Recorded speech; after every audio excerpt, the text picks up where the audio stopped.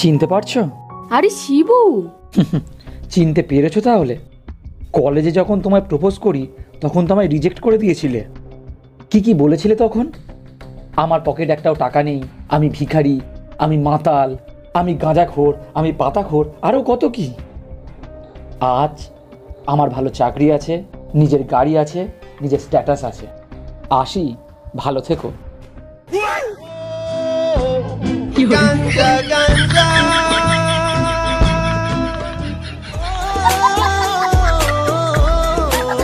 নমস্কার, আমি শিবু অধিকারী। ফেসবুকে ভিডিও বানাই। যারা আমার ভিডিও দেখে বলে তোমার আর কোনো কাজ নেই, ভিডিও বানিয়ে বেড়াচ্ছ, তাদেরকে বলি ভিডিও বানানোই আমার কাজ। আর এই ভিডিও বানিয়ে আমি অনেক টাকা ইনকাম করি। কত টাকা ইনকাম করি শুনলে না আপনাদের চোখ বড় বড় হয়ে যাবে। মাসে 20 লাখ টাকা।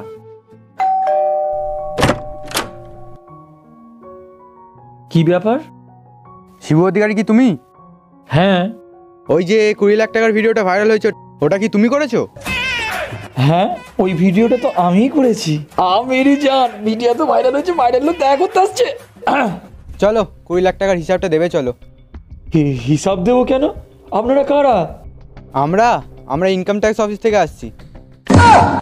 স্যার, আমার ভুল হয়ে গেছে। আমি তো আর কি ভাবছিলাম, আমার তো মাসে 10 টাকা ইনকাম হয় না। আমি তো ভাইরাল হওয়ার জন্য সব মিথ্যে কথা বলছিলাম। মিথ্যে তখন বলেছিলি না এখন বলছিস? চল ওকে নিয়ে আসুন। চল। হ্যালো বাবু, তুমি খাইছো? না গো, আমি কিছুই খাইনি। হাই, দেখে গাড়ি চালাতে পারিস না? আমি পারি না, আর পারি না, আমি কেন মরি না। কি রে বিশাল, মন খারাপ করে দাঁড়িয়ে আছিস কেন? আমি না একটা প্রবলেম আছে শিবুদা, একটা হেল্প করবে? আরে কেন করব না, বল না তোর কি হেল্প লাগবে। আমাকে কিছু টাকা দিতে।